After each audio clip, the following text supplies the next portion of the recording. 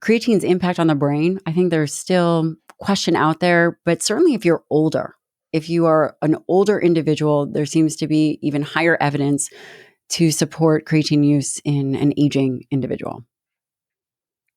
That's such a fantastic point. I'm glad you mentioned that because that's so true. So the research I've looked at in creatine on the brain has been really specific to older individuals. Yeah. So the benefit has been far more for older individuals. So taking creatine has helped with different indices of memory, but I've also looked at some research on other neurological outputs, and it seems like it has an impact there as well. So the effect is far stronger for older individuals. That may be probably because there's a drop in creatine concentration. So our body actually has two different creatine systems. It has a creatine system in the brain, and it has one for the rest of the body.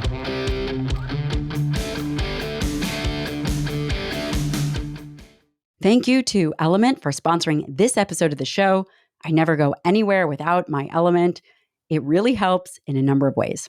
Element is a electrolyte solution. It has 1,000 milligrams of sodium, 200 milligrams of potassium, 60 milligrams of magnesium in multiple different flavors.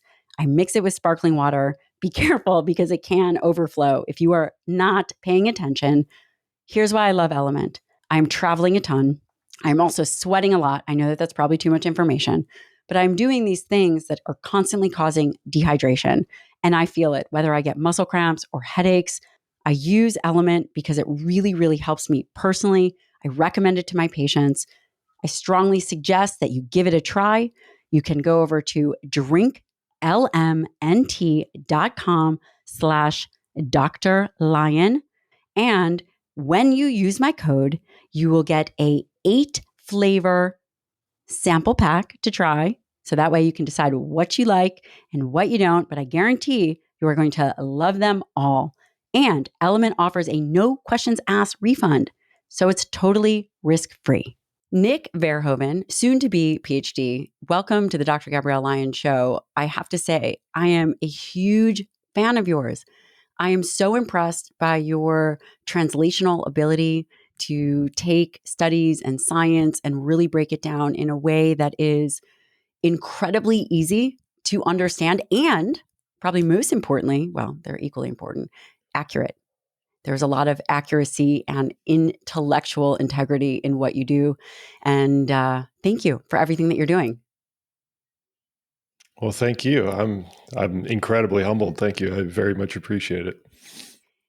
You are a PhD candidate, and you're going to be finishing up your PhD in molecular medicine. And this is work in mitochondria, autophagy. You also, quite interestingly, hold a master's in exercise physiology, and you run Physionic, which everybody listening, you have got to check this out. I am a regular tuner-inner of Physionic. It is fantastic. I would love to hear a little bit about the research that you're doing, how you got to where you are, and get to know you, and for the listener to get to know you. Sure.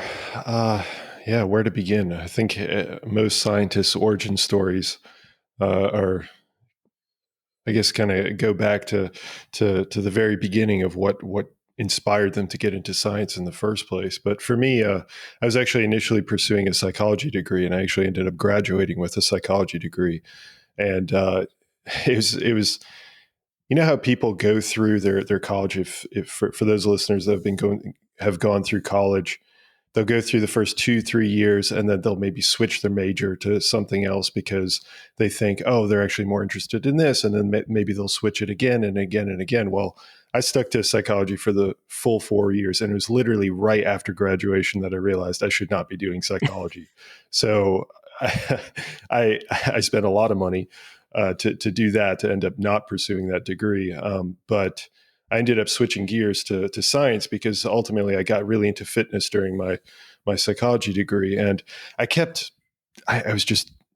couldn't stop thinking about it. And I'm sure you, Dr. Lyon, have gone through that yourself. I mean, that's why you've got your MD and you've done so much work in the field, is because you just can't stop thinking about it. And it overwhelms you. It takes over. And so I decided to go back to school, and I ended up, as you mentioned, getting my master's degree in exercise physiology. But then I was still unsatisfied. I felt like I wanted to know so much more than just exercise, although exercise is a fascinating field. So I ended up going for, as you mentioned, my PhD in molecular medicine, so I could actually delve into, looking at Alzheimer's, looking at cancer, looking at all these different areas of health. So that's where I am now. And in terms of my research, we've been doing, so the lab that I work in does a lot of mitochondrial work and autophagy work. And actually, the paper that I'm going to be published in is actually quite different. It's going to be in peroxisomes, which is not something that most people talk about, because they're kind of the ugly sibling of the of mitochondria. That is very, very funny. I would love to hear a little bit about what is molecular medicine and just some of the details of that, because I don't think a lot of the listeners or the viewers understand what that is. Yeah, you and me both. Actually, when I first learned about it, I so again, I was extremely focused about getting a degree exactly in what I wanted to do. I was actually offered a PhD in physical therapy. I didn't know that existed, but apparently it does. So I ended up looking into molecular medicine, and it turns out that molecular medicine is essentially a degree that, if you think of research into drugs or in any sort of disease, that these researchers are kind of multifaceted. They specialize in that particular degree and then start doing research just in that field. So they would do anything from cell biology, molecular biology. They might do some biochemistry. They might also go all the way up to physiology, which is, I kind of fall between physiology and molecular biology, kind of between those two. So molecular biology or molecular medicine extends from the real bottom, maybe not quite chemistry level, but like a step above that, all the way up to physiology, understanding how the heart works, understanding how the liver works, and how the inter-organ relationships and things of that nature.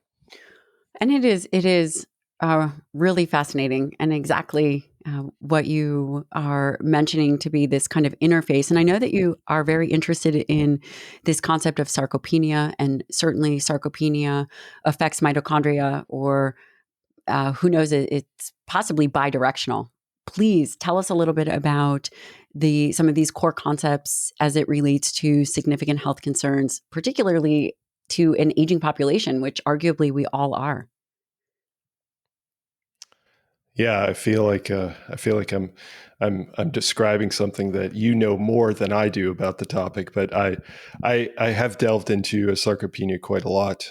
During my master's degree, my research was actually related to atrophy. So for the listener, atrophy is the essentially the breakdown of your musculature. So it's the diminution of your musculature. And sarcopenia is an issue. I know that you've discussed it in the past, but sarcopenia is essentially a disease or a condition wherein a person will experience a significant decrease in their muscle mass, but not only muscle mass, also in their ability to develop strength. And on top of that, something that's not as often discussed is the decrease in power output. So three things: muscle mass, strength, and power output. And that that can have dramatic effects on a person's health span and even on their lifespan, because as an individual, if you, I'm sure you've discussed this as well, but if you end up, let's say, breaking a hip or whatnot, the studies really show that if you end up in a hospital because of a broken bone, especially if you're in your 70s, 80s, 90s, the ability to recover from that is extremely small. And a lot of that is due to this massive drop in muscle mass and strength and power that is already on a strong downward trend from just the aging process. So that's why it's incredibly important for both of those. Health span being, to define that, is just the ability to function within your within what you want to do. If you want to go for a walk, if you want to be able to cut wood, if you want to make coffee, if you want to, whatever it is, you should be able to do that in the body that you have. So the ability to live a fulfilled life within the life that you have.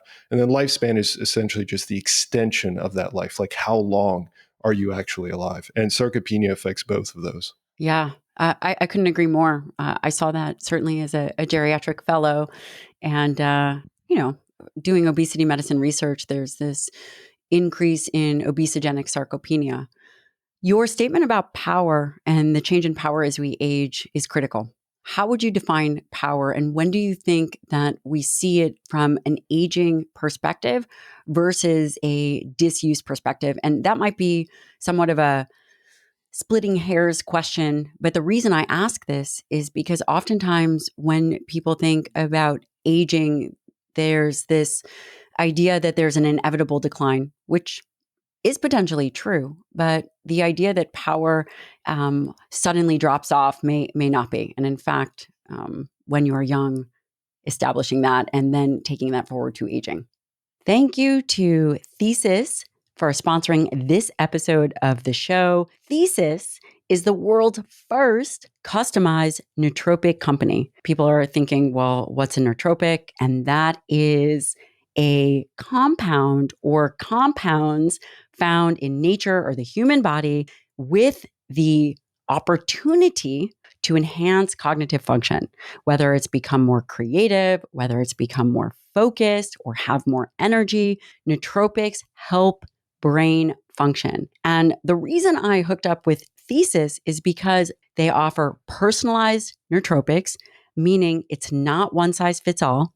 You go to their website, you take a quiz, you get a starter kit, you get optimized with a coach. It's pretty incredible.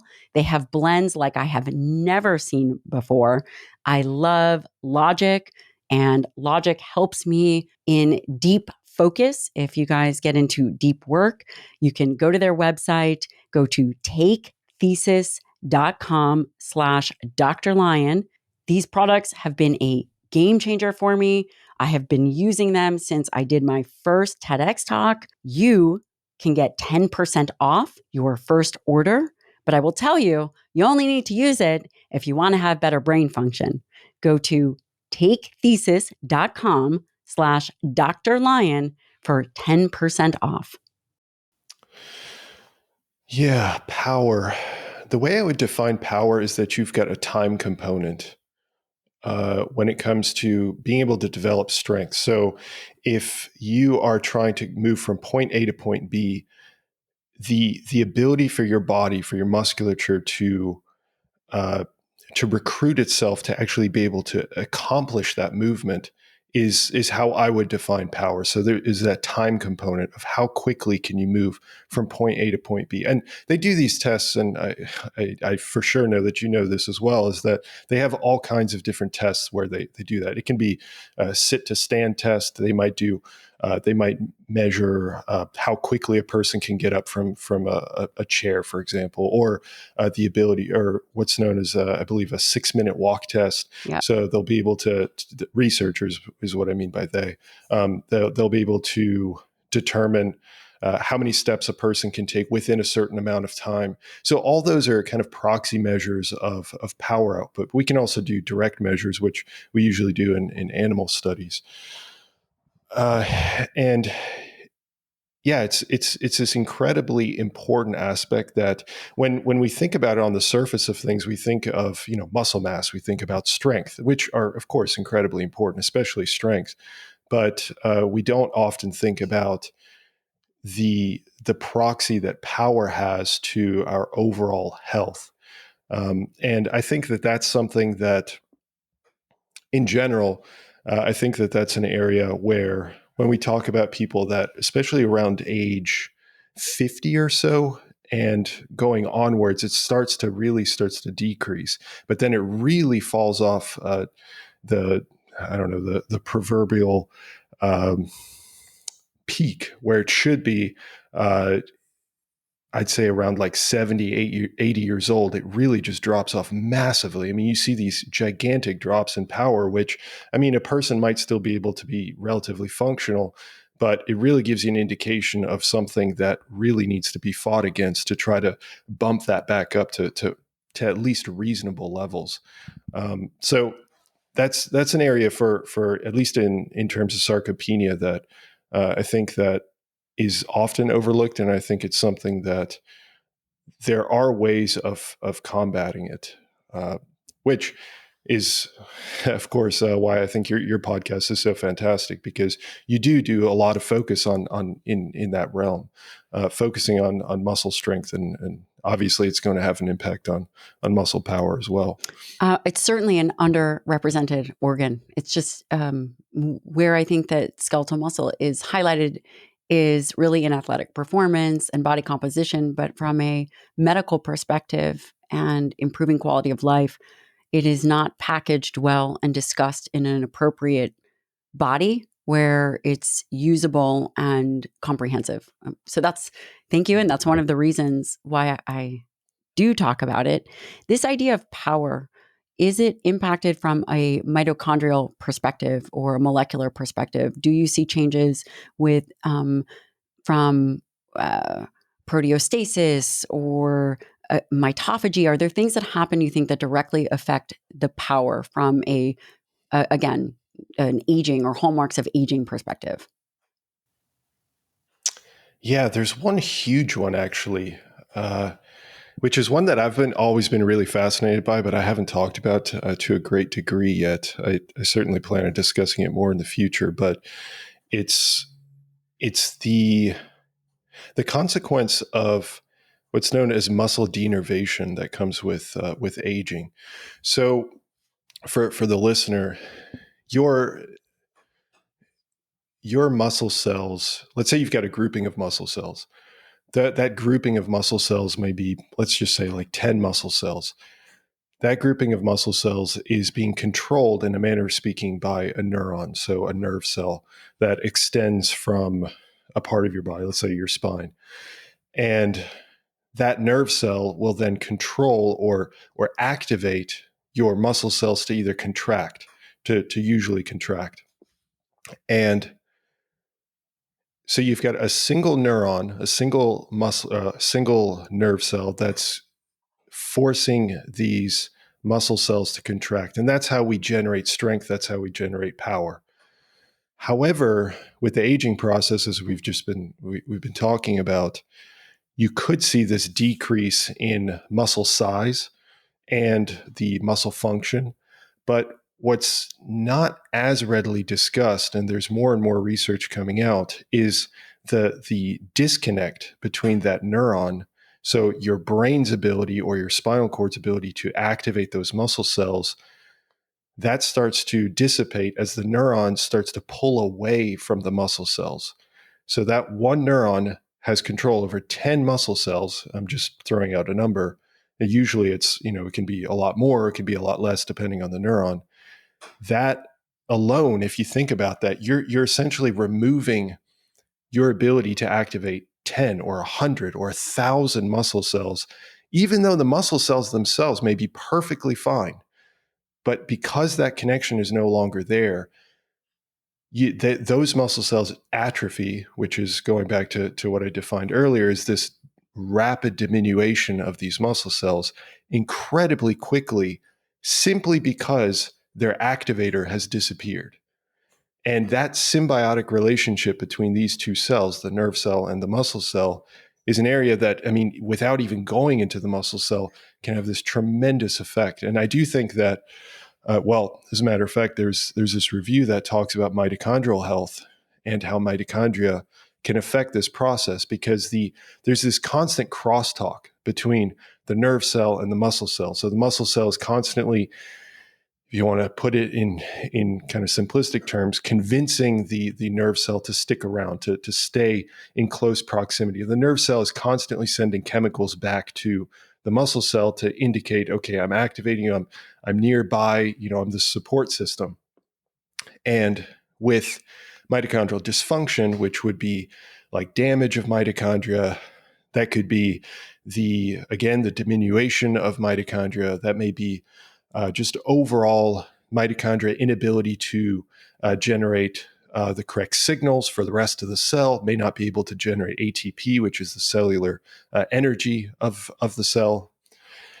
So with mitochondrial dysfunction, what can happen is you see a drop in the ATP levels, or the energy state of the muscle cell, which then can thereby lead to a change in the types of molecules that are released to the neuron.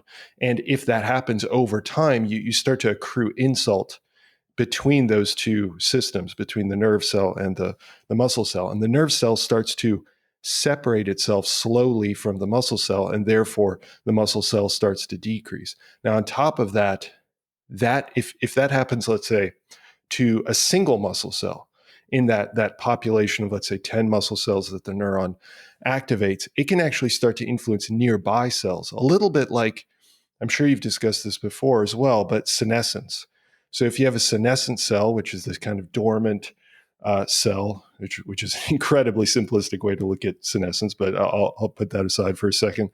You have this kind of zombie-like or dormant cell that can start to secrete these different factors that also affect all the nearby cells. And the exact same thing can happen with muscle cells and the neuron. So mitochondria can have a direct effect, and there are many other different pathways that have this tremendous effect on denervation of the musculature. It's really fascinating. And is the review the mitochondrial impairment in sarcopenia? Is that the review that you're referring to? That's the Okay, one. wonderful. So we will link that, and we've put together a quick summary for the viewer and listener. And of course, I'm sure that it's covered in Physionic, which, listen, I don't even want to tell you guys about Physionic, because if I do, you're no longer going to watch my podcast, and you are going to be binge I doubt watching that. Nick and his very funny jokes. He's extremely funny. And just to recap, and not to get off track talking about your funny jokes, but are you talking about the neuromuscular junction? Are you talking about components of the neuromuscular junction, essentially? Yes, that's exactly it. So that separation between the neuron and the muscle is extremely small, and that starts to widen as the denervation process occurs. So what I'm hearing you say is there is this lack of stimulus, lack of signals, which then ultimately, and again, these are very complex processes that then affect the mitochondria. The mitochondria become a bit dysregulated. They are not utilizing ATP and the chemical signals that they should in an appropriate way. This ultimately, the major end product of this culmination of issues is atrophy, which is obviously, we know, the change in tissue, the loss in tissue, and can also affect have a cascade effect on nearby muscles. Does it also affect, I'm assuming, muscle satellite cells and just even the metabolism of skeletal muscle in and of itself? Satellite cells, to be honest, they didn't discuss it in the review to any great degree, and I haven't looked at the effect that it has on satellite cells. I do know that, I guess I can speculate a little bit here, but if you were to lose the connection between the neuron and the musculature, you no longer have the ability for the musculature to be activated by its chemical component. So the release of neurotransmitters, which would then have an effect on calcium within the musculature. I'm not going to go into that because I don't want to get too into the weeds. But the point being that you have this chemical crosstalk between the neurons and the musculature.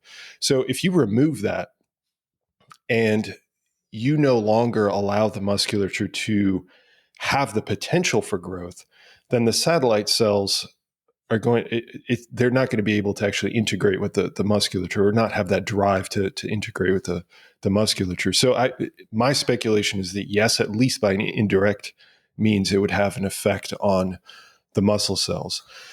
Now, from a metabolism standpoint, oh, absolutely. If you have mitochondrial dysfunction, there are any number of problems that occur with the musculature. So you usually see a decrease in what's known as fat oxidation. So to define that for the audience, when you consume the nutrient fat, so the molecule fat, not to be confused with the cell, the adipocyte, the actual fat cell, the molecule fat will enter into any cell, but let's stick to the muscle cell. So it'll enter into the muscle cell using these transporters, which are conveniently called FAT, F-A-T, so fatty acid transporters. And then those fat molecules will then enter into the mitochondria through some other transporters that get activated and get sent into the mitochondria. And then there they get chopped up. Think of like cutting up like an onion. They just get chopped up. And you have these little components that then go through this whole, what's known as an oxidation process, which then ultimately spits out ATP, which is what we were talking about earlier. So this cellular energy.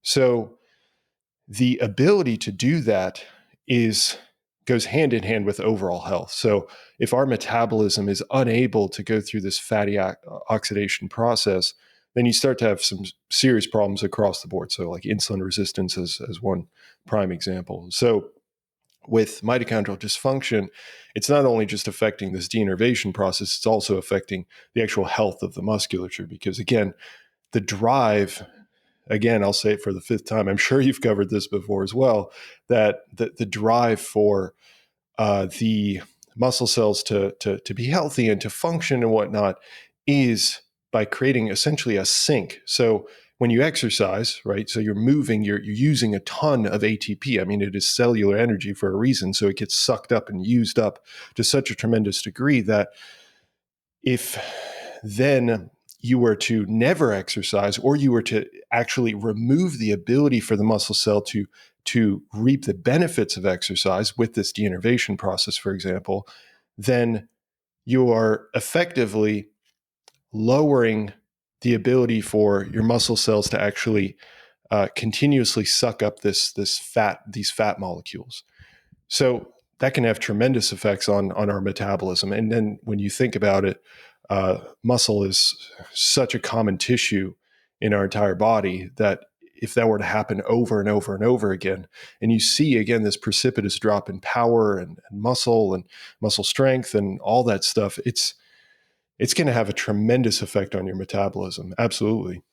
And I think that, number one, people oftentimes don't appreciate that the primary fuel for skeletal muscle at rest is fatty acids. People always think about glucose. It is the primary site for glucose disposal. But at rest, the requirement is to have healthy mitochondria to be able to utilize these fatty acids. What do you believe can be done? What are some of the things that can help with mitochondrial health in a preventative aspect? Thank you to Timeline for sponsoring this episode of the show. Timeline makes a product called Mitopure. Mitopure is extraordinary. It has urolithin A in it. It is evidence-based. It is scientifically backed. Mitopure helps our mitochondria produce energy more efficiently by triggering our body's natural cellular renewal process. If you care about muscle-centric medicine, then you definitely care about the health of your mitochondria, because these are the organelles which power the body. The health of the mitochondria changes as you age. You do need to go through periods of regeneration and mitophagy, which is cleaning out the old mitochondria. Urolithin A is a postbiotic. It's clinically tested. It has been shown to improve mitophagy, even strength and endurance. Urolithin A is going to be the next big thing. You know, remember when fish oil came out and that was the thing? This is the thing. If you haven't tried it, you are late to the game, but it's better to be late than never. Go to timelinenutrition.com/Dr. Lyon. That's timelinenutrition.com/Dr. Lyon to get 10% off your order. I'm going to shock people here. It's I love it when you shock people. Oh yeah, I'm definitely going to shock people by screaming the word exercise for the billionth time. But I mean, honestly, there's just nothing nearly as powerful as exercise, and that can go for any type of exercise, but certainly aerobic training, because it specifically affects mitochondria through a number of mechanisms, which I'd be happy to go into as well. But exercise is such a massive way of improving your mitochondria in so many different ways, from the mitochondrial number to the mitochondrial quality, from each mitochondria being able to oxidize more fat, to you literally have a shift in. So there's another condition where with sarcopenia, where you have this intramuscular fat. So fat will actually accumulate inside of the muscle cell itself, and the proportion of where that fat is located in the muscle cell can actually have an effect on the health of the muscle cell. So if you exercise, you can also shift, which is wild. It's actually called the athlete's paradox, because it actually happens in athletes as well, that you can have this shift of these lipid droplets, so there's just sacks of fat that get placed actually closer to mitochondria in a healthy individual, and they get placed in other areas of the cell in sarcopenic or obese individuals. So there's all kinds of different ways that exercise can have these tremendous effects on mitochondria. Again, quality, number, but also the placement of the nutrients and much more on top of that. So that's certainly the number one thing. I struggle sometimes to think of like nutrition interventions, but generally, yeah, just exercise. Aerobics certainly, but lifting weights is also a fantastic way to go. I really appreciate that. The idea of these the intramuscular adipose tissue athletes paradox, really important. And, eventually there is a change in tissue for an individual who is not healthy and aging in this way where they're not creating flux, they're not exercising. These lipid droplets remain. Eventually, you do see connective tissue changes, fibrosis happen. It's not a good situation. This is going to be an obvious question, but I think talking about some of the basic stuff, basic information for the listener who's perhaps just turning this on, why would one care about the number of mitochondria? Why would they even care about the health of mitochondria? Is it something that requires a particular amount of stimulus? Do we know that the input should be 150 minutes a week? Do we know that it'll be roughly 60 minutes to begin to mobilize intramuscular adipose tissue? How can we think about this in an action-oriented way that provides specific benefit? Yeah, that's a really great question. So when we think about mitochondria, we shouldn't. I mean, we've people often, have these flashbacks to biology class of the powerhouse of the cell, which is absolutely true. I don't want to deny. It's not like I want to get on here and say that your biology teacher was lying to you all these years. That's certainly But all you're saying that true. they might be. So yeah. so yeah, so mitochondria definitely they are the main area of our cells that actually generate cellular energy. So that's one aspect. I mean, which has a tremendous effect. I don't even think the word tremendous. I don't think the adjective tremendous speaks to exactly how important this is. I mean, we're talking about life changing. If you have these dips, even small dips in ATP levels, again, just to remind everyone, that's the cellular energy of the cell. It can have profound effects on the entire cell. Just can slow down. It's like it barely functions anymore. So having these mitochondria that are healthy, that are full, that are generating optimal amounts of ATP is critical to literally every single cell of your body, with the exception of very few cells like red blood cells, which don't have mitochondria. So that's one way that mitochondria are incredibly helpful, or critical, I should say. But on top of that, they also are huge generators of reactive oxygen species. So when we think of like oxidative stress, so for the listener, oxidative stress is just you have this generation of these chemicals, these molecules that are I usually describe it as unsatisfied. I mean, a chemist would probably scream, but let's just run with it. So they they're these unsatisfied molecules that rip away at other molecules. So your cells are made up of millions of functional molecules. They all serve a particular function. And when you start to rip away at those, then obviously you're going to have a less functional cell. So mitochondria generate those molecules. And you'd be thinking, well, why? Why would you do that to us? But the reality is that these reactive oxygen species, they also serve a purpose. So they actually serve a positive purpose, as they can act as a signaling molecule. So they can affect cells that they're supposed to affect, and therefore propagate a signal within the cell.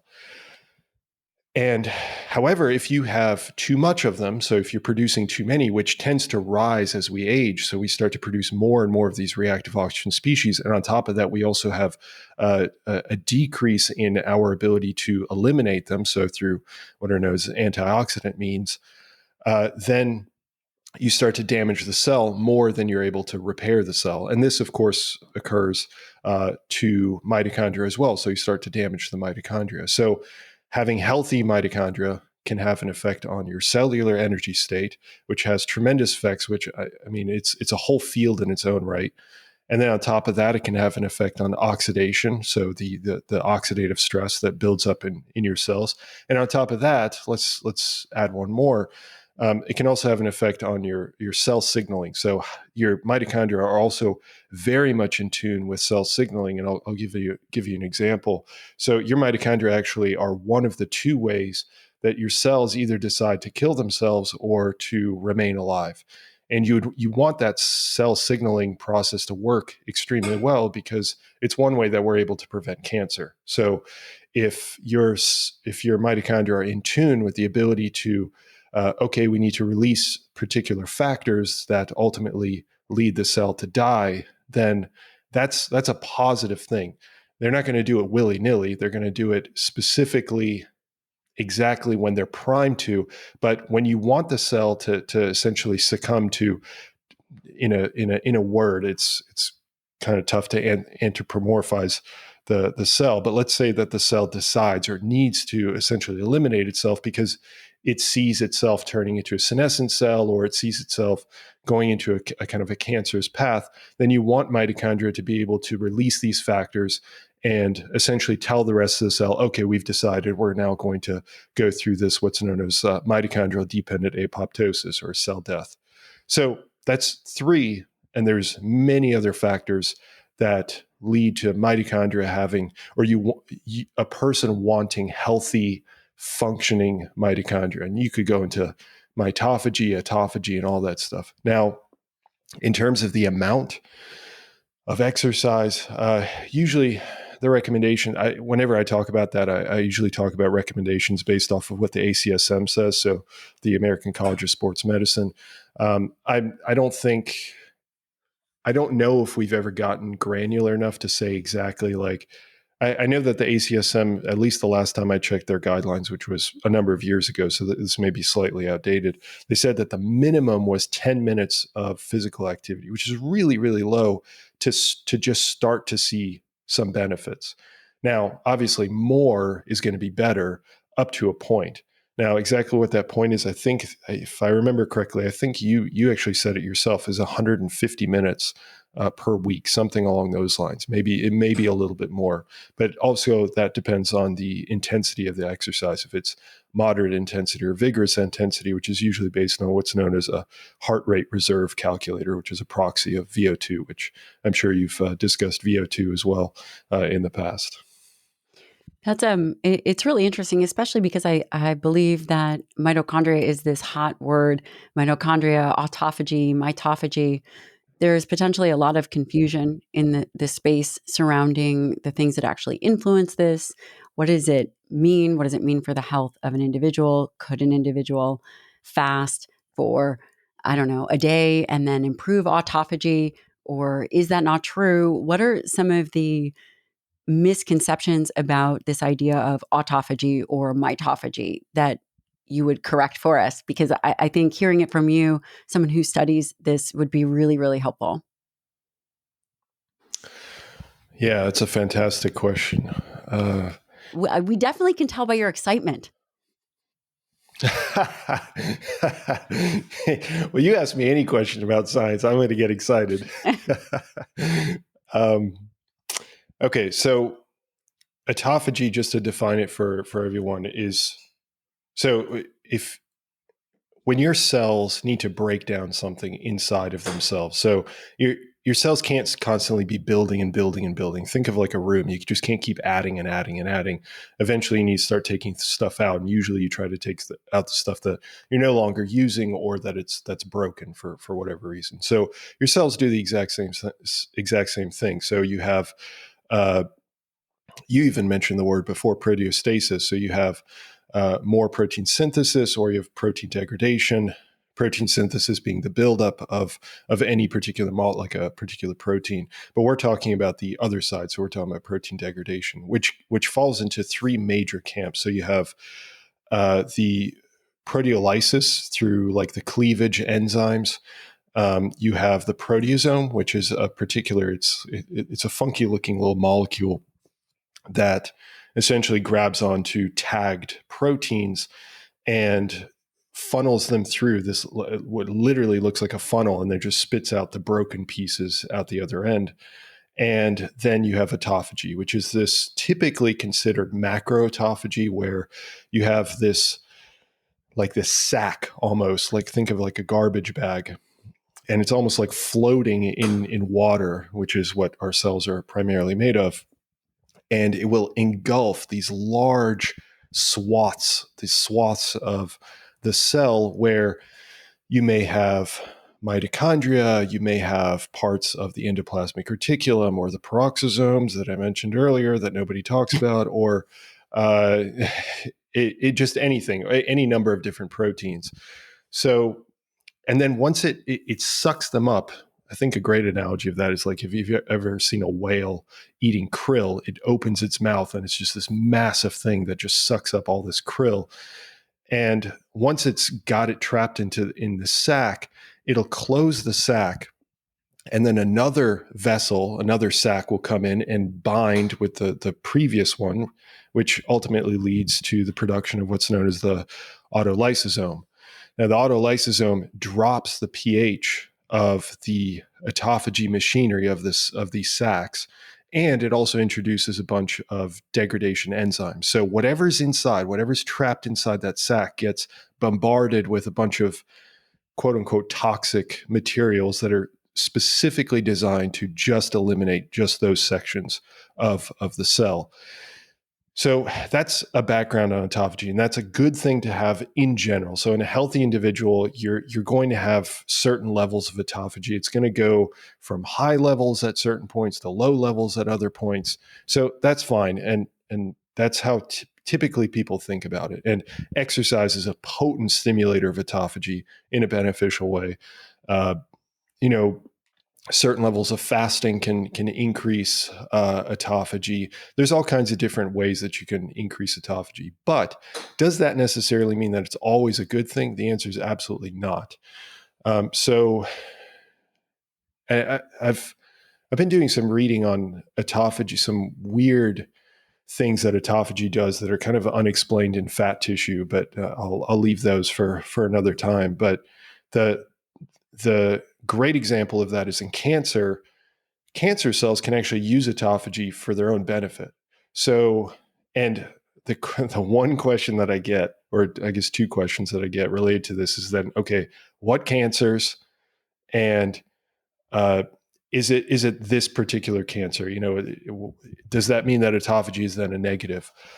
The answer is no. That doesn't mean that autophagy is always a negative then, just because in certain cancers you can get an upregulation of autophagy. It just means that certain cancers can hijack this system, in a manner of speaking, and use it to their own benefit.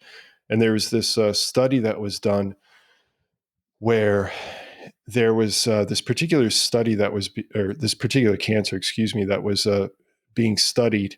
And they found that when they used, let's say, a chemotherapy drug or some sort of drug against that cancer, it had some effect for a while, and then it stopped having that effect anymore. So what they posited was, okay, well, let's see what happens when we block autophagy.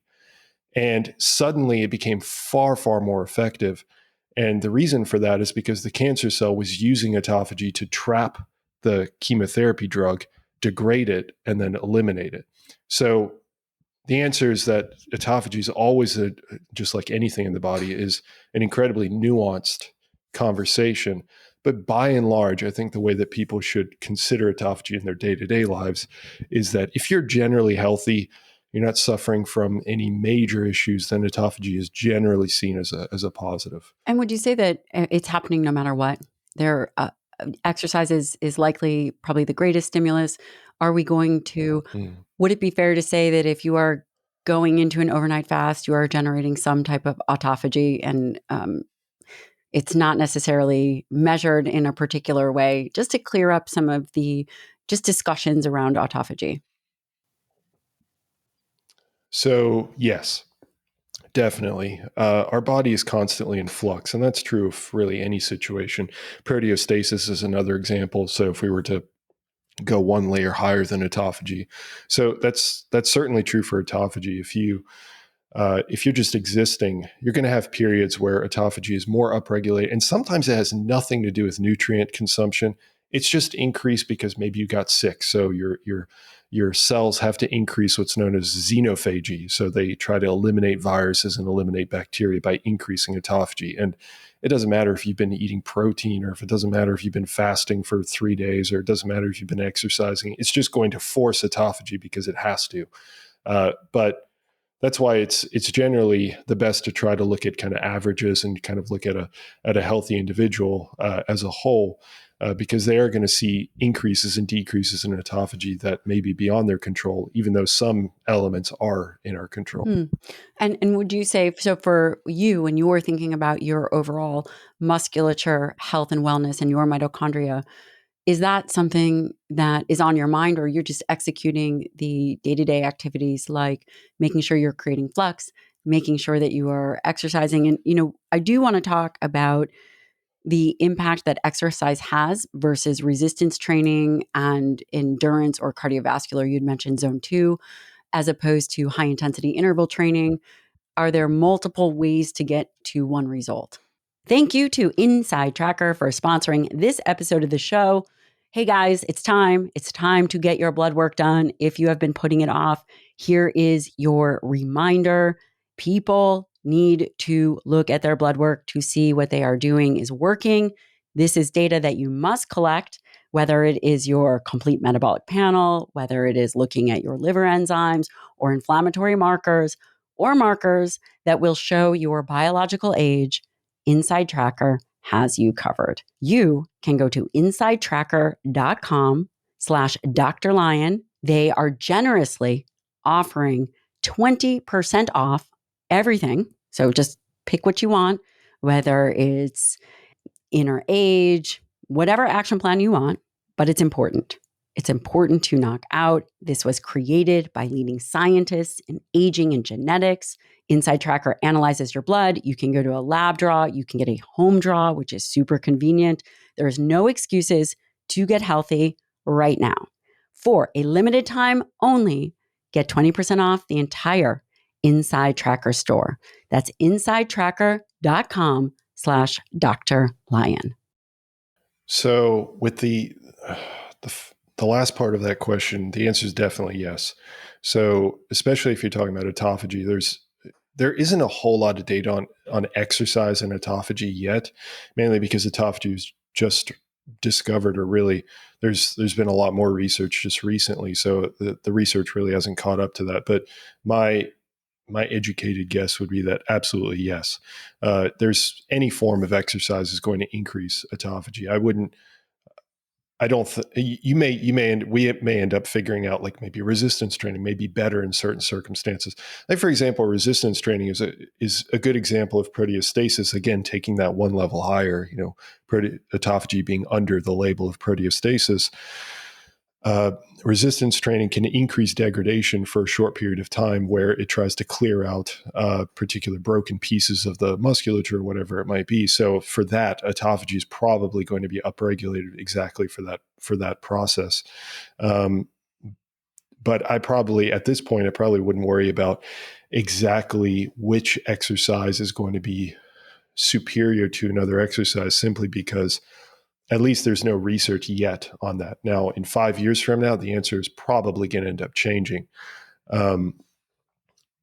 And to be honest with you, I forgot the first part of your question. The influence. I'm sorry. I'm just so interested in what you're saying. So if I bunch the questions, I can just listen to you No, it's speak. okay. The first part of the question is there particular influence depending on the activity? If someone is doing a high intensity interval training for the outcome of having healthy mitochondria, obviously there's different fiber types in skeletal muscle, but the influence on the health of mitochondria, because again, we hear a lot about zone 2 training, we hear a lot about resistance. We're beginning to hear more and more about high intensity interval training and what effect that has on, I suppose you could say, even the fiber type and then the subsequent mitochondria, but the influences on those things. So, yeah, once you start to extend the scope to beyond autophagy, because I just went over, autophagy, we don't have enough data on exactly which exercise modalities, but we do know exercise definitely increases autophagy. If we start to extend the scope to, let's say, fiber type, or which, when we're talking about fiber type for the listener, we're talking about muscle cells. So muscle cells can also be considered fibers. So they're kind of synonymous. They go back and forth. Some people say fibers, some people say muscle cells, some people say myocyte. When you're talking about fiber type, it does matter what type of exercise that you do. So you would do like cardiovascular disease or cardiovascular exercise. So cardio of some sort. And so that would be like long distance exercise, something that you can do for long periods of time. Admittedly, I haven't done much research into zone 2 specifically, so I can't speak to that yet. But what we do know is that it tends to have a tremendous effect on really all fiber types, but especially the type 1, which is the red oxidative fiber types. And if we go back to the very beginning of our conversation, talking about how mitochondria, if they have this sink, they are able to take up these fatty acids, these fat molecules, and oxidize them and generate ATP for the cell.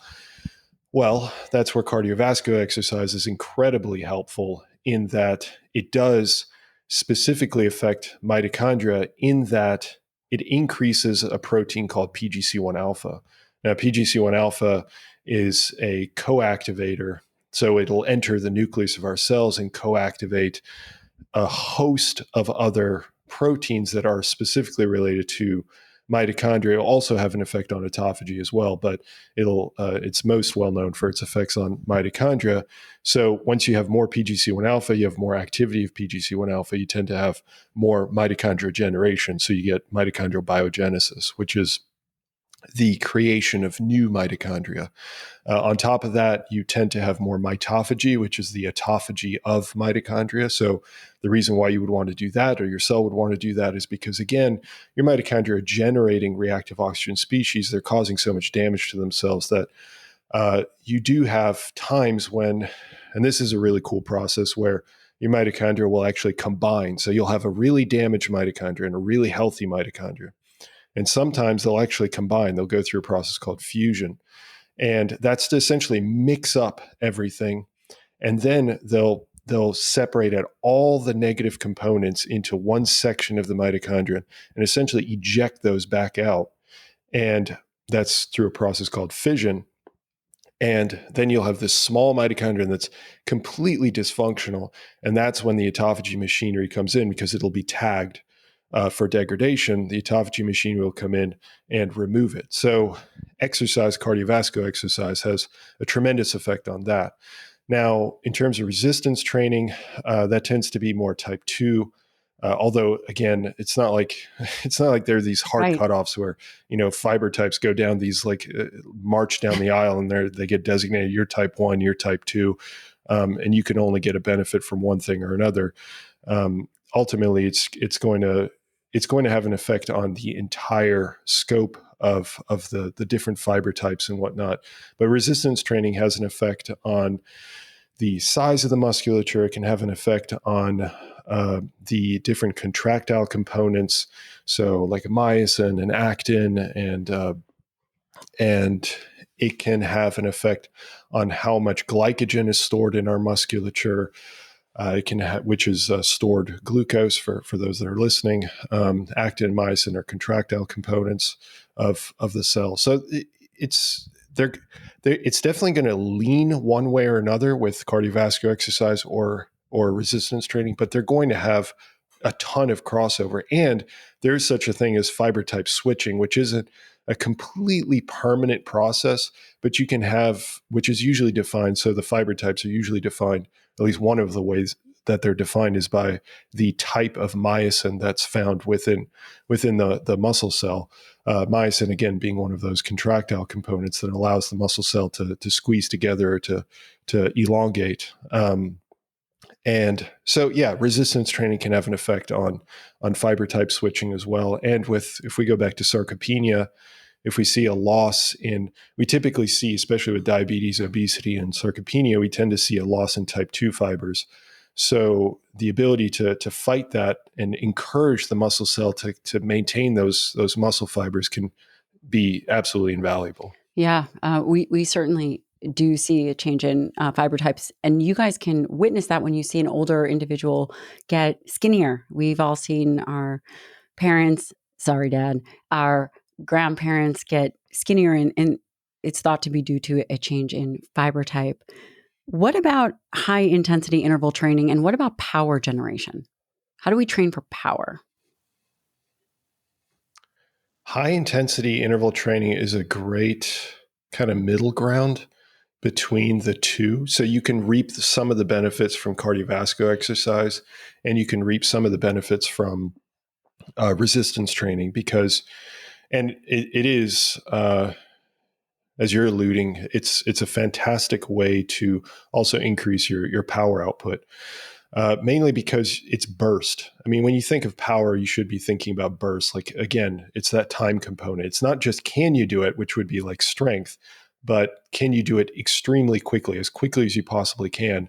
And high intensity interval training is a great way to figure out and try to push your body to adapt back to increasing that power output. Again, because you're massively telling the nerves, the neurons to constantly engage with the musculature as quickly as possible.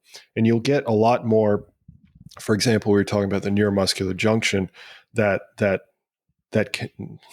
we'll call it a connection, even though they're not physical connections, but a very close proximity connection between the nerve cell and the muscle that can actually widen, and it can deepen as well. So you have these trenches in the muscle cell, in the muscle membrane, and those can actually widen, or they can become much deeper, and that tends to be because this connection is strengthening. And I would imagine that probably has quite an effect on power output, and I think that high intensity interval training probably has a pretty significant effect on those kinds of metrics. So yeah, I think that it's a great way to go. I'm not going to do it because I can't stand it, but I mean, for anybody else that wants, yeah, for anybody else that wants to do it, I stick to resistance training myself. But yeah, it is a great way to go. And basically what you're saying is if you don't use it, you lose it. I personally recommend people doing high intensity interval training because exactly for the reasons that you're speaking about, and being able to generate that power quickly. You know, you mentioned reactive oxygen species. There's a lot of information on supplementation. Are there particular supplements that you find valuable? Because one of the things that you do in your work is you do look at a large body of literature, and you're very clear as to where the literature is coming from, the quality of the studies. Are there certain supplements, again, that you have found valuable? Thank you to First Form for sponsoring this episode of the show. I only collaborate with companies that I use their products myself.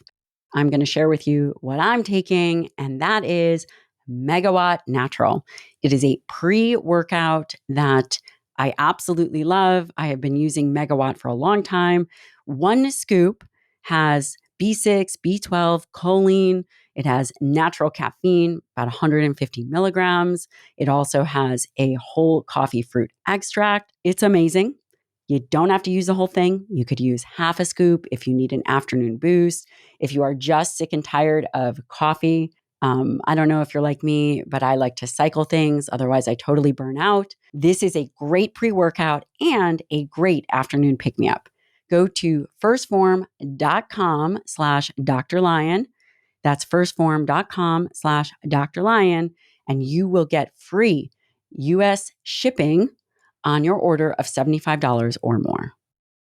Yes, I'm incredibly conservative when it comes to supplement recommendations, simply because there's a lot of different criteria that people that supplement companies, supplement research in general has to fit. So I look at things like effect size, or the duration of an effect, or what it specifically affects. Like if it affects mitochondria, okay, that's great, but then does it actually affect the whole cell? And then if it affects the whole cell, can we actually measure that in clinical outcomes and stuff like that? So I tend to be really conservative. There are I'll mention two. So one of them I feel for certain that you've discussed in the past, which is creatine. Creatine has hundreds of studies behind it, and there's some evidence that it actually specifically affects mitochondria as well. So it can help in the health of mitochondria, mainly because there's this enzyme called creatine kinase that it binds with, and creatine kinase is actually also found in a particular section of the mitochondrion. So I think they're still trying to figure out exactly why it's located there, but it seems to have a positive impact, and it may potentially be in that it allows for the energy transfer from inside the mitochondrion to back outside of the mitochondria, where it actually gets used, the ATP. So that's one that's really huge. Another one, and that has an effect on the brain, musculature. There's a lot of data coming out on that, And one thing, and even I want to beyond stop you what's for a already out. second because you did point out something Sure. that I thought was really, really great, is that creatine's impact on the brain. I think there's still question out there, but certainly if you are an older individual, there seems to be even higher evidence to support creatine use in an aging individual. That's such a fantastic point. I'm glad you mentioned that, because that's so true.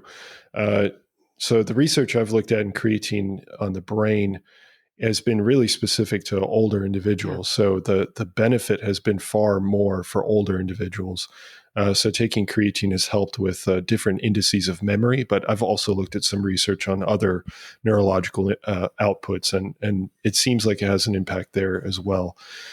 So the effect is far stronger for older individuals. That may be probably because there's a drop in creatine concentration. So our body actually has two different creatine systems. It has a creatine system in the brain, and it has one for the rest of the body. So, and they aren't synonymous. So every once in a while, so if you supplement with creatine, typically your endogenous, or your body's production of creatine decreases, and people get really worried. They think, well, then am I shutting that down? Will I not be able to have my creatine synthesis come back? Like the moment you stop it, it pumps back up. I mean, I wouldn't worry about that. But the brain is far less sensitive. So that's why there were some questions on if creatine supplementation would actually have an effect. And now there's more and more data coming out that it does seem to have an effect, a positive effect, almost solely a positive effect. And I should also add, for athletes as well, especially people that experience head trauma. Traumatic brain injury seems to be helped. This is all mainly from animal models. I should mention that, but the data has been just incredible in relation to how creatine can actually save neurons from cell death when you don't want them to die. So yeah, that's definitely a big one. And The other one one, second. And it's go ahead. Yeah, fascinating that an oral dose, so the oral absorption, a lot of these things can be measured in isolation, but the fact that the oral dosing is utilized and effective is pretty tremendous. absolutely. Yeah. Yeah, it's a remarkable molecule. It's been a fascinating Do discovery. we know the Um, dosing? Is it a standard 3 to 5 grams for brain health? I think that's still being figured out. When I went over the research, I have to admit, I think I have a bias in that I do think, and I don't think I'm alone in this because there have been multiple studies that have used higher doses.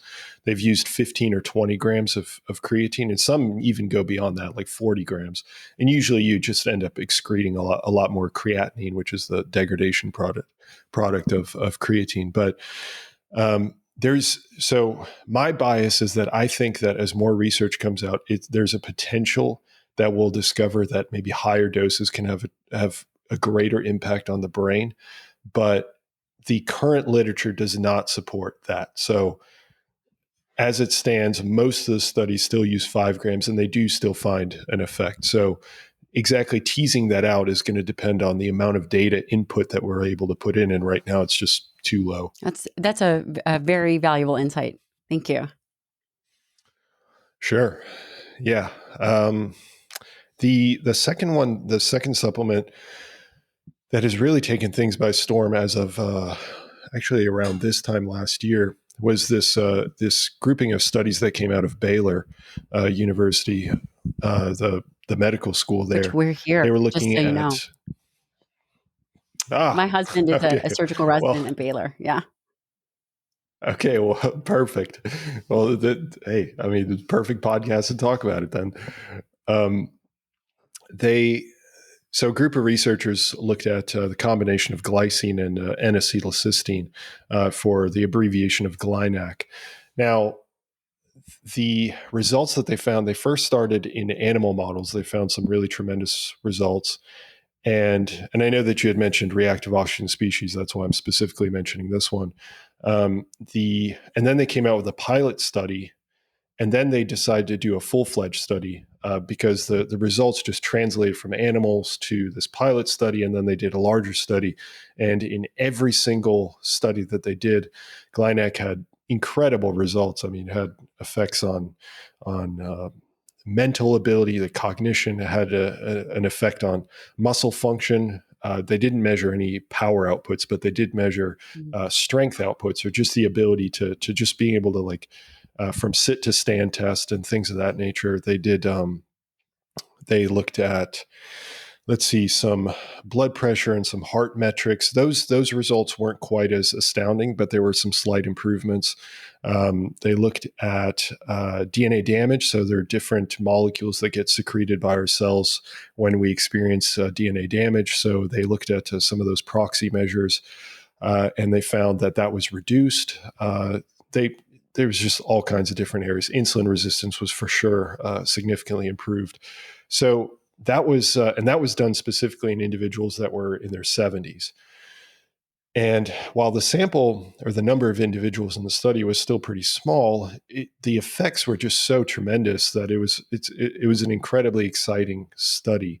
Now, I am still incredibly conservative about it simply because while Baylor is a fantastic university, and I have no reason to doubt these results. I typically don't really jump on a bandwagon until I've seen another independent group of researchers also show the exact same results. So that's one thing. The other thing is that for the third study, so the larger study, they did add another group of younger individuals that really just like I don't remember exactly how many it was, maybe 8 or 10 or maybe 20 individuals that were in their 20s, and gave them GlyNAC as well, which is again glycine and N-acetylcysteine.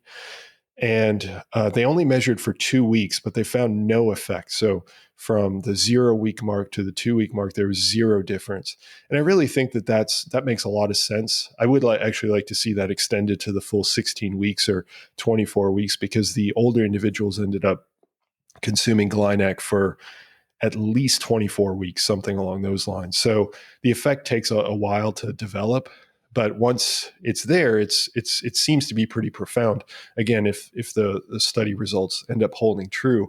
But the way I would interpret that is that it really only applies to older individuals.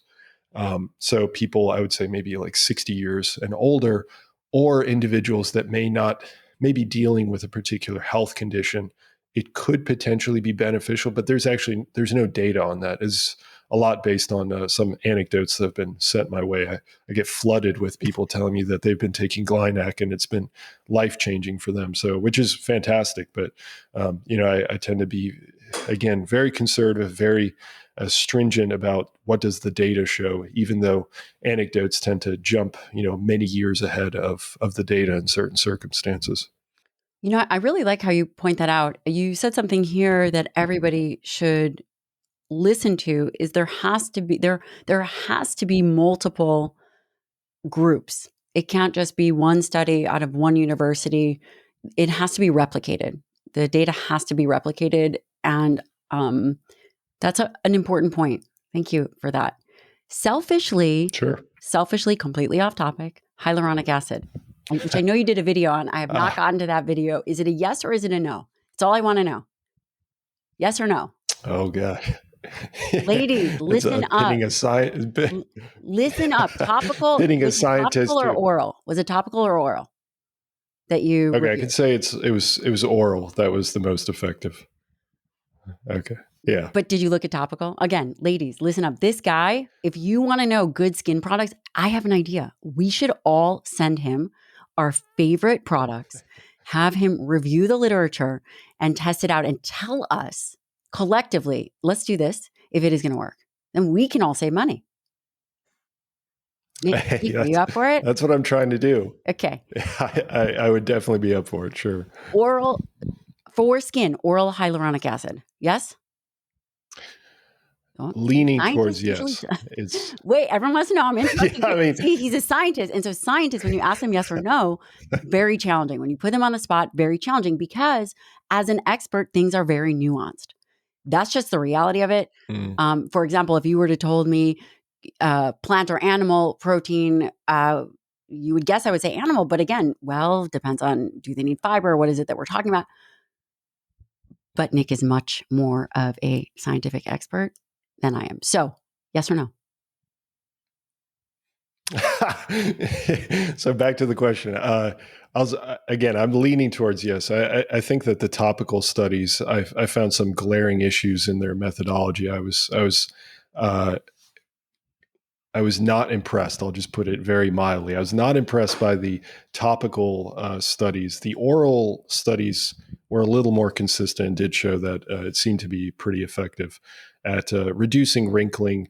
Another one that for skin products, which I take as well, I've been taking for a number of years as well as a preventative, is collagen peptides. There's a good amount of evidence now that collagen peptides seem to be quite effective, which usually the pushback that I get for that is, well, then why don't you just take protein? Because protein is typically, more complete source of the amino acids that make up collagen peptides.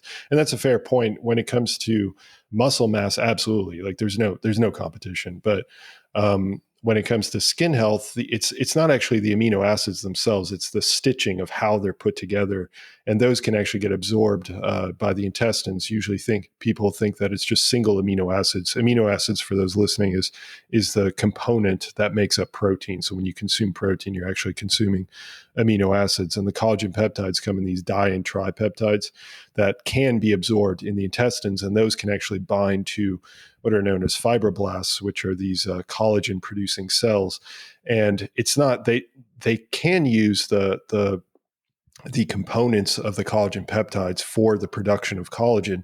But what the collagen peptides can also do is bind to actual receptors on the cells and actually change the cellular milieu, or the cellular signaling within the cell to convince it to start to secrete more collagen in the skin. So that's where the evidence is currently leaning towards. So just wanted to throw that in love there. that. It's an important point because I've had a lot of conversations with Don regarding collagen, and the one thing that we kept coming back to is its absorption capacity. And what I'm hearing you say is that the di and tripeptides are absorbed and that it does have subsequent impact on skin wrinkling. I'm all about it. Do you know the dosing? Would it be 20 grams? Where's the dosing at? Yeah, 10 to 20 grams is a good place Easy. for I most love people. that. There are a whole bunch of companies that make amazing collagen, whether it's First Form or Bubs. They're amazing. And then I will say oral hyaluronic acid, there is a new product out. It's called Glossy. Have you heard of this? I will get you some. I will get No, you some. My dear friend Lori Harder made this product. It's amazing. She gifted us to the girl. We have a little girls group, and we all got it early. And now I know her secret because it is evidence based for her oral hyaluronic acid. yeah. We talked about a lot of stuff, Nick, and you're not off the hook yet. We talked about sarcopenia. We Okay. talked about mitochondria. We talked about exercise. We talked about their influence. We talked about your top 2 supplements that you feel are worth the cash, which are creatine and Glynac potentially. Do we have any more? Otherwise, I want to talk to you about why you do what you do. So this is your last chance to throw out what else do you really, really like? Another one. Yeah. Oh, well, actually, yeah. There's for individuals that are struggling, let's say with insulin resistance, which again tends to increase as well with age, is curcumin. So Mm. curcumin, however a person wants to pronounce that, I've heard it like 1,000 different ways. Curcumin. That I didn't know much about it at all, and I ended up looking at maybe 15 studies on the topic, and the evidence was overwhelmingly positive in its effects at preventing insulin resistance from going from a pre-diabetic state to a diabetic state. There's this one study where they gave, and it was a pretty large study, it was like 200 individuals that were given curcumin and over 9 months. And then they also had a placebo group, and the placebo group, it was like 16% or 18% of individuals ended up going from a pre-diabetic state to a diabetic state over the year that the study was running. Meanwhile, the people in the curcumin group, there wasn't a single person that went from a pre-diabetic state to a diabetic state, which is pretty. I mean, that's a profound protective effect of just one compound. And there was no change in nutrition or training. I mean, it's probably pretty hard to control for those things, but no change. No, so I can't say training. So that's a potential that there were differences between the two because they didn't measure it. However, I would say that once you get up to larger and larger sample sizes, a lot of that gets diluted so that, like, let's say maybe 3 people or 10 people are like avid trainers and they're only in one group. Those will tend to get diluted by the 90 other people in the group. But it's certainly possible that there were differences in that regard because they simply didn't measure it. In terms of nutrition, I don't think there were any differences between the groups. Very, very interesting. Any other last words? No, I think that's it. I think I mean, like I said, I could talk about science for hours and hours and hours, days, but I want to know. Now we're going to talk about you, which is always a scientist's favorite subject. I will tell you, I am friends with a lot of scientists. They avoid the topic of themselves nearly at all costs. Aside from a handful, right? And I'm not talking in absolutes, but the majority don't want to talk about themselves. Why do you do what you do? How did you go from so you went from, psychology to being very interested in exercise to then very deeply involved in basic science, which is not regular medical science. No offense. It's when we say basic, it's different. It's molecular, to becoming a internet sensation. How? Are you embarrassed okay. by that? First of Wait, am all, I I don't embarrassing think you? If I am, I'm doing a fantastic job because, okay, how and why?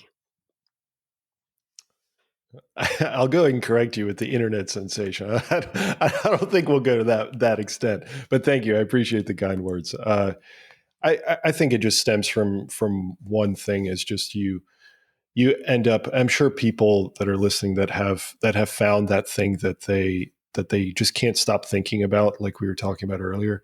You just get to a point where you just kind of succumb to this is what my brain keeps coming back to. And that's exactly what happened to me. I kept thinking about Exactly. I always allude to this, like when you're like a 5-year-old or a 5-year-old that just keeps asking you Yes. why. Okay, why does this happen? Exactly. Why? And it's just nonstop. And that's exactly how my brain works. It's just I'm not satisfied with, uh, the muscles are connected with the nerve. I need to know exactly, like if I were to keep zooming in, why, just continuously zoom in and understand on a molecular level why these things are happening. That's what continues to fuel me, is this inexhaustible curiosity. And Physionic, what I started was completely selfish at first. I just thought to myself, like, I'm annoying my professors, so I might as well just start learning on my own, and then start putting things out for people to also reap the benefit. If I'm going to be reaping the benefit, I might as well put my notes up online and have other people enjoy as well, or suffer with me. So you did it selfishly for yourself at first, and then realized that there was a massive need to get good information. It's fascinating. The amount of scientific information out there now is more than ever before. When I was doing it, we had to go to the library, go to the card catalog, pull out I mean, maybe I'm not that old, but pull out these journals. It wasn't as accessible as it is now. And because of its accessibility, with accessibility, I mean, you can appreciate this. Good studies take a long time. And we're seeing, whether it's because of the influx of data accessibility, there's a lot more studies coming out, and it does become challenging to be able to shift through or sift through what is good, what is valuable, and how do we even understand it. And I mean, how many hours a week are you spending doing what you're doing, reading the literature? I think I usually lock myself up for maybe 10 hours a day, just constantly reading literature. I even work on the weekends sometimes. It's just, but again, I mean, when you found that thing that makes you just can't stop thinking about it. It it's not a sacrifice. It's not like it, it's just a part of who you are. So you just end up doing it.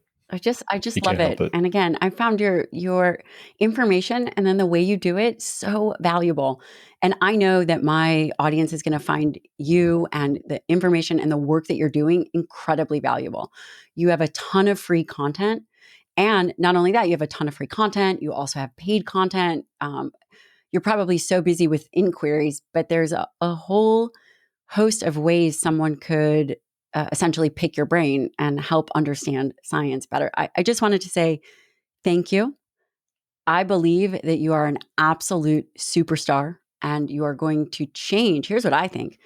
I think that you're providing a service that is so articulate that you are going to change the expectation and the standard for what is provided to the general public. And you're hearing it here first, people. Follow this guy and you will see exactly what I'm talking about. Nick, thank you so much. Hey, I deeply, deeply appreciate you having me on. It was so much fun, and I have so much respect for you, and I thank you. I can't say it enough.